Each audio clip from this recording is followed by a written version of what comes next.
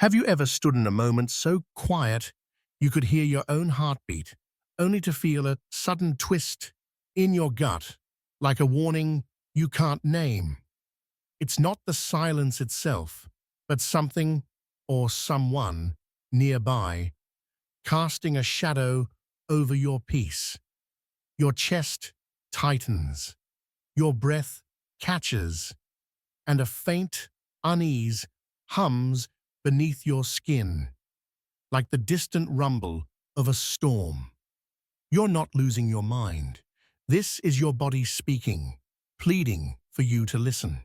Dr. Elias Hoffman, a brilliant psychologist who mapped the depths of the human psyche, once said, "The unconscious is a compass, pointing us toward truth when we're lost in the fog of life." That fog is the chaos of expectations, the weight of obligations, the endless noise of others' voices. But your unconscious cuts through it, speaking not in sentences, but in sensations. A knot in your throat when someone's words sting. A dream of running through endless fields, chasing freedom. A weariness that clings to you, heavier than any late night should leave. These are your soul's signals, flashing like a lighthouse. Wake up, something's wrong. Picture yourself at a bustling market, the air thick with the scent of fresh bread and roasted coffee. You're sitting with a friend. Let's call her Nora, 34, with a quick smile and a habit of steering every conversation back to herself. You've always excused the way she dismisses your ideas, the way her laughter feels like a jab. But today, as she cuts you off mid-sentence, you feel it. Your jaw clenches, your palms sweat, your heart races for no reason. It's not just this moment. It's every moment with her. Your body is sounding an alarm, and it's been ringing for years. I once worked with a woman named Lily, 42, a photographer whose studio was a kaleidoscope of color and light. She came to me exhausted, her vibrancy dulled, her eyes shadowed by a fatigue no doctor could explain. For years, she'd poured herself into a friendship with a man who demanded her attention, criticized her art, and left her feeling like a ghost of herself. "I don't know why I'm so tired," she'd say, her fingers tracing the edge of her coffee mug. But her body knew that exhaustion was her unconscious screaming, "This is stealing your light." It was only when she began to listen, really listen, that she found the strength to walk away, her camera once again capturing the world with joy. Your unconscious is your guide, not your critic. It sees what your conscious mind overlooks: the colleague who undermines you, the family member whose expectations cage you, the partner whose love feels like a leash. These signals aren't random.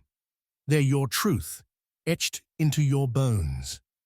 So why do you ignore them? How long will you silence the whispers before they become a roar? Now, imagine you're in a room where smoke is seeping through the cracks. At first, it's just a faint haze, easy to wave away. You crack a window, tell yourself it's nothing. But soon, your eyes burn, your throat tightens, and each breath feels like a struggle. Do you stay, praying the smoke will vanish? Or do you trust your instincts, fling open the door, and run toward air that doesn't choke you? Toxic relationships are that smoke. They slip into your life quietly, masquerading as loyalty, love, or duty.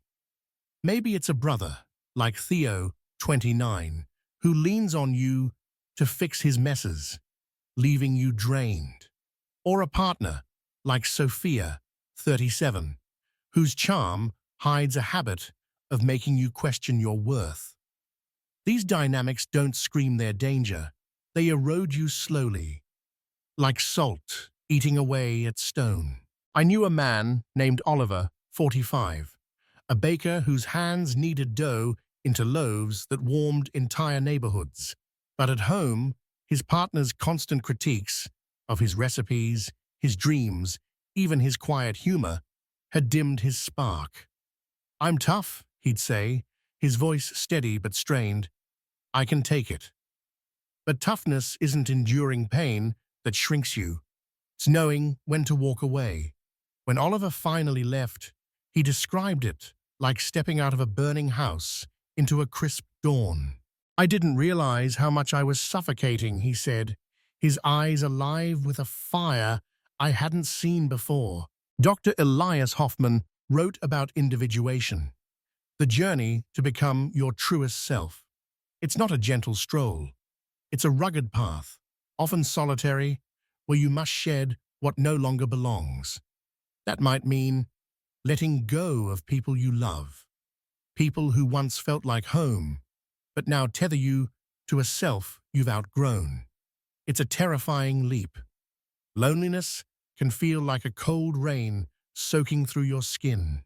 But staying in a dynamic that dims your light, that's a deeper kind of loss, a theft of your essence. Think of a time you felt that unease but buried it.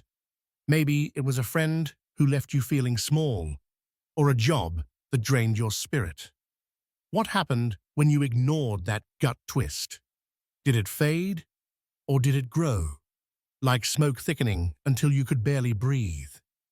Your unconscious doesn't quit. If you dismiss its nudges, it will shout, through anxiety, through dreams of escape, through a body that aches with no clear cause. Don't wait for the flames to trap you. Trust the alarm and find the exit. But the story goes deeper. It's not just about the people around you, it's about the invisible loyalties binding you to them. These are the silent vows you made long ago, etched into your heart before you could question them. Promises to your family, your past, the child you once were, whispering, "Stay. This is who you are. Don't betray it." Consider Emma, 32, a teacher with a laugh like wind chimes and a love for old books. She grew up in a home where love was a reward for obedience, where her father's approval came only when she put others first. Now, Emma stays in friendships that exhaust her, saying yes when her soul screams no, because saying no feels like breaking a sacred oath. "It's just how I am," she told me once, her voice soft but heavy, her fingers twisting a bracelet her father gave her. But what if how you are is a cage, not a truth? Your unconscious doesn't just flag external dangers, it shines a spotlight on the ways you betray yourself, the habits that keep you small, the choices that feel safe but suffocate you. Maybe you stay in a career that numbs you because it's what your mother sacrificed for, and leaving feels like abandoning her. Or you choose partners who echo the chaos of your childhood because even pain can feel like belonging. Dr. Hoffman warned that what you don't bring to light becomes your fate. Those unseen patterns, they're the currents pulling you toward the same hurts, the same stories, just with new faces. I think of Henry, 50, a musician who kept falling for people who dismissed his talent. He'd shrug it off, saying, "I'm just unlucky in love." But in our sessions, he uncovered a wound. His father's silence had taught him that love was something to earn, never to hold. His unconscious craved the familiar, even when it broke him. Breaking these cycles means dismantling more than a relationship. It means unraveling a belief system. It means seeing that sacrifice isn't love, control isn't care, and dependence isn't closeness. It means stepping into the unknown, where you don't yet know who you are without those old stories. That unknown is daunting, like standing in a forest at dusk, the path ahead swallowed by shadows. But it's also where you discover yourself, where your true voice begins to sing. Here's a truth we rarely speak aloud. Choosing yourself is a revolution. It's declaring, I am enough, in a world that demands you shrink, endure, settle. It's not about pride, it's about survival. It's about claiming the life that's yours, not the one others wrote for you. Self-love isn't soft platitudes or fleeting comforts. It's raw, fierce, unglamorous. It's facing the ways you've let yourself down, staying in places that dim your fire, agreeing when your heart says no.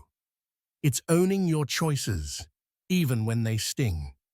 I think of Ava, 27, a writer who clung to a relationship that dulled her words. What if I'm alone forever, she'd ask, her voice cracking. But when she left, she didn't just find freedom. She found her voice again, her stories flowing like a river unleashed. Your intuition is your guide, that quiet knowing that doesn't argue, doesn't shout, just feels. How many times have you sensed something was wrong, but pushed forward anyway? Maybe you stayed in a friendship that left you hollow, or a role that crushed your spirit because change felt too heavy. Every time you ignore that knowing, it fades until you barely hear it at all. But you can tune in again. Start small. Notice the tension in your shoulders when someone dismisses you, the heaviness after certain calls, the dreams that jolt you awake, images of open skies and endless roads. These are your unconscious, guiding you toward truth. And the truth is simple. You don't need a reason to walk away from what hurts you. Your peace is enough. Choosing yourself means letting go of what no longer fits. It means closing doors on people, habits, beliefs that keep you small. It means trusting that the quiet after letting go isn't emptiness. It's space for something new, for connections that lift you, for work that feels like purpose, for a life that feels like yours. If you're still here, something inside you is waking. Maybe it's a spark of clarity, a pang of discomfort, a truth you've buried too long. You can't unsee it now. The signals are unmistakable. The people who drain you, the patterns that trap you, the dynamics that shrink you. Your unconscious has been speaking, and it's time to listen. This isn't the end. It's the prologue. The space after letting go isn't a void. It's a canvas. What will you create on it? More noise to drown out the quiet? Or truth, intention, a life that's yours? The silence is where your voice lives, the one that's been waiting to speak. It's not always kind. Sometimes it's sharp, relentless, real. But it's yours, and it will never betray you. Dr. Elias Hoffman called it the shadow, the hidden part of you where your strength, your freedom, your power reside. Embracing it means refusing to sell yourself short. It means choosing your peace over approval, your truth over belonging. It means asking, how much longer will I live someone else's story? You have a choice today. You can keep ignoring the signals, smiling through the ache while your soul cries out. Or you can take a step toward yourself. Write down what stirs in you. Name the person, the place, the habit that's stealing your light. Feel the fear, the anger, the grief. Don't bury it. Let it move through you. If this resonates, leave a sentence in the comments. I choose to hear what I've silenced. It's a quiet vow, a signal to yourself and others who are awakening. Subscribe if you're ready for truths that hurt but heal. This path is raw, beautiful, and not for everyone. But if you're here, it's for you. You are not weak for seeking peace. You are not selfish for choosing yourself. You are awakening, and that's the bravest act of all. So go, but not the same. Go with questions, with courage, with something new stirring in your chest. If this moved you, I've done my job. Until next time, vanish to find yourself. What happens when the world falls quiet? When you've shut the door on the people and patterns that drained you, and you're left with nothing but your own breath, your own thoughts, your own truth. Solitude is a mirror, and it doesn't flinch. It shows you the scars you've hidden, the dreams you've shelved, the parts of yourself you've locked away. This is where the real journey begins, not in the leaving, but in the becoming. Picture a small apartment, its walls warmed by the glow of a single lamp. That's where I imagine Clara, 40, a nurse who walked away from a family that demanded her everything. She'd spent years being the strong one, fixing crises, swallowing her own needs. When she finally set boundaries, she expected relief. Instead, she found a silence so vast it felt like falling.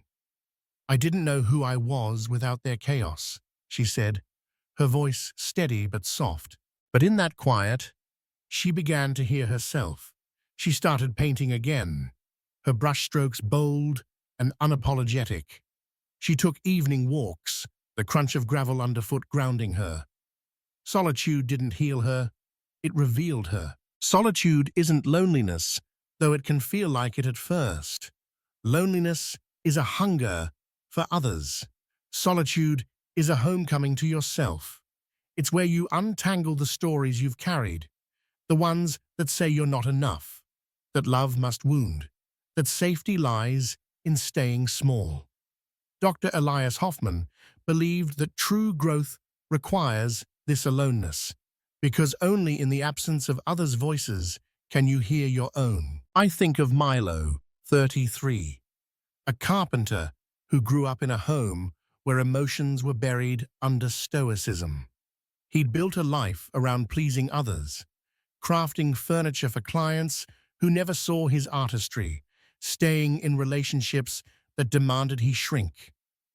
When he ended a draining partnership, he braced for freedom.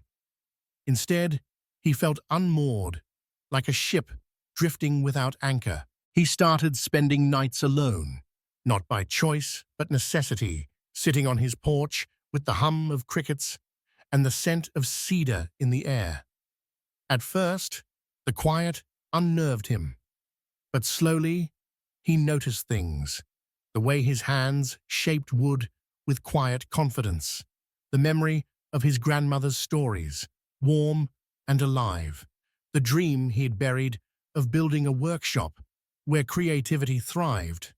Solitude didn't just show Milo his wounds, it showed him his power. This is solitude's gift. It strips you to your core, but it also rebuilds you. It's where you learn to sit with discomfort, to face your shadows without running. It's where you ask, what do I want? Not what's expected. What sets my soul alight? Not what keeps me safe. The answers may not come quickly, but the act of asking is a defiance of a world that demands you conform. Solitude also prepares you for what's next. When you know yourself, you choose differently. You seek relationships that honor your worth, not ones that demand you bend. You pursue work that feels like a calling, not a cage. Clara, the nurse, started a community art group, her paintings sparking conversations that healed. Milo opened that workshop, a space where wood and dreams took shape. They didn't find these paths in the noise, they found them in the quiet. So, if you're standing in the silence, don't fear it. Embrace it. Spend a morning with a notebook, letting your thoughts flow without judgment. Walk alone, feeling the earth beneath your feet, the breeze against your skin. Sit with the questions, the dreams, the truths you've buried. The mirror of solitude isn't here to judge you. It's here to show you who you've always been. And when you see that person clearly, you'll never settle for less again.